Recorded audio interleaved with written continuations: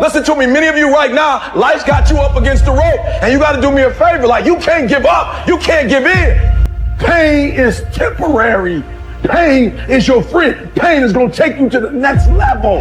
When you going through pain, I know what you feeling. I know exactly, because I've been there. I've done that. But you got to work through it. And the reason why most of you are not successful is because every single time stuff not going your way, you give up, you quit, you let go, and people feel weakness. They feel it. You can feel when somebody's not committed, when they're not all in, when they're not dedicated. And there's another level you get to when you go all in. Winners win and losers lose. There are going to be times that you're going to be wondering, why should I keep showing up and working my business? Why should I keep at it? Why should I keep showing up to the conventions? Why should I keep picking up the phones and making the phone calls? Why should I keep fighting for my goals and fighting for my dreams? And what I want to remind you is that you got to show up for your life regardless of the circumstances. You got to show up in spite of the naysayers. You got to show up in spite of the conversation going on in your mind.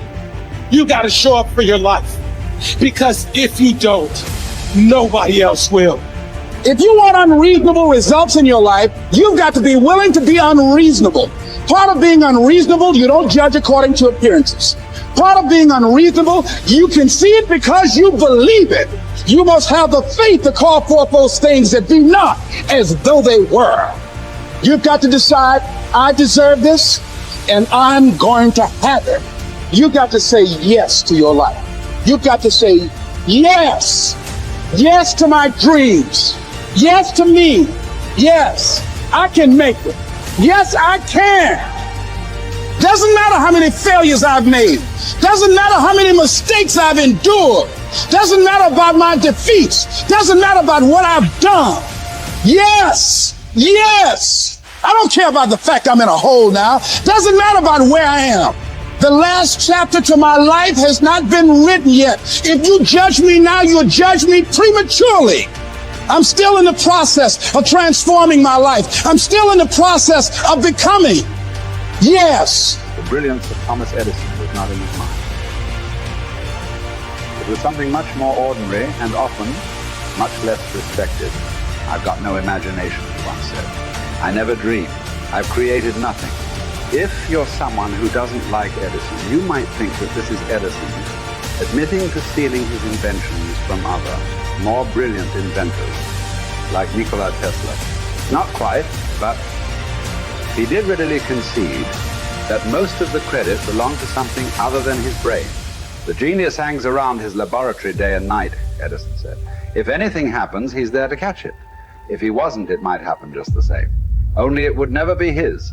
What he's talking about is showing up. The incredible, underrated power of clocking in every day, putting your ass in the seat, and the luck this seems to inevitably produce. Edison lived in his laboratory and never missed a day. Like Gehrig, even when he was sick, when he was tired, or when visited by tragedy or disaster. The modern conveniences we can trace to his lab then owe far more to his body than his brain, to the compounding power of consistency rather than sheer brilliance. It wasn't about inspiration. It was about getting to work, show up and try. Get on the treadmill, pick up the violin, script out some sequences, reach out to some clients, read some reports, lift a couple weights, jog 1 mile, cross one thing off the to-do list, chase down a lead. It doesn't matter what it is. All aspects of our life benefit from this circumscribed kind of discipline. Just as long as you do something every day, that is the important thing. Show up. When you're tired, when you don't have to, even if you have an excuse, even if you're busy, even if you won't get recognized for it, even if it's been kicking your ass lately, once something is done, you can build on it. Once you get started, momentum can grow. When you show up, you can get lucky. Is this still hard? Yes. But the good news is that because it's hard, most people don't do it. They don't show up. They can't even do one tiny thing a day. So yes, you're alone out there on the track in the rain. You're the only one responding on Christmas. But having the lead is, by definition, a little lonely. This is also why it's quiet in the morning. You have the opportunities all to yourself. Don't worry about setting any records. Just report for duty. No excuses. And here's the irony. This is also a way to break records. Consistency is a superpower. Day to day, willpower is incredibly rare. Lowell Gettrig was a solid position player and a good hitter. But his success really was rooted in the fact that he didn't miss many days of work. It's quite likely that had he continued at his normal pace and not been stricken with Rs, that he would have put up career numbers that surpassed Babe Ruth. Gettrig wasn't just able to show up despite injury and fatigue. He also had to push through ennui, doubt, and just plain not feeling it. He had slumps like we all do, but he also understood what they meant. As a minor leaguer, he had struggled at the plate and thought about quitting. The Yankees' owner sent down a scout to walk Gehrig through the very basic math of a batting average. A good hitter hits 300, and hitting 350 is terrific. Hitting 400 is almost unheard of. What does that translate to?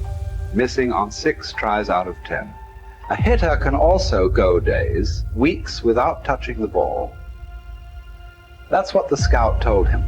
The most important thing a young ball player can learn is that he can't be good every day. You don't have to always be amazing. You do always have to show up. What matters is sticking around for the next at bat. The ability to do that, coupled with the ability to endure what John Steinbeck called dawdly days while writing East of Eden. Those days when everything seems out of whack and you're just not feeling it, when the distractions won't stop, is the first step to greatness. Literally. You cannot be great without the self-discipline to do that. One thing a day adds up. Each day adds up. But the numbers are only interesting if they accumulate in large quantities. You guys that are just getting started, you're not going to start right here. You're going to start down there, probably in another city, another town. I grew up in Lake Charles, Louisiana, no money, raised by a single mother. I was in debt at 25 years old. First thing that I had to do in my life was not learn a new skill. First thing I had to do to get my life moving in the right direction was self-development. It is vital. It was vital for me that I improved myself and I could start depending upon me. I had to show up every day with some rituals, some disciplines, and start getting myself to trust me, not trust others, but trust myself to do the right thing every day. One of the things that I started doing was beating the sun up every morning. I'm going to beat that sun up every morning so that I have the discipline and the control over my life. So I knew, hey, before that thing pops, I'm going to pop. I'm going to get out of bed, depend on myself, get up at the same time every day. And for me, that time, regardless of where I was beat that sun up. No matter where I am, I'm going to beat that thing up. So it gives me a sense of control over my own life. Second thing,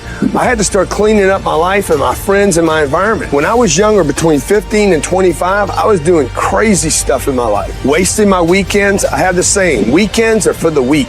I was drinking, fooling around with a bunch of bad things, bad people. At 25 years old, I cleaned it all up. Quit going to those places. Quit hanging out with people that did not have ethics and discipline in their life. I wanted to build something in my life. I wanted to become someone. And to do that, to become someone in the eyes of the world, just beating that sun up every morning gives me the sense of accomplishment that I did what I said I was going to do, that I woke up when I said I would wake up, and I start building respect for myself, start believing in myself so that I can go out into the world. And maybe today when I go into this meeting that I'm dressed for, they'll believe in me as much as I believe in me, and that'll show up in a contract, a deal, maybe even some money.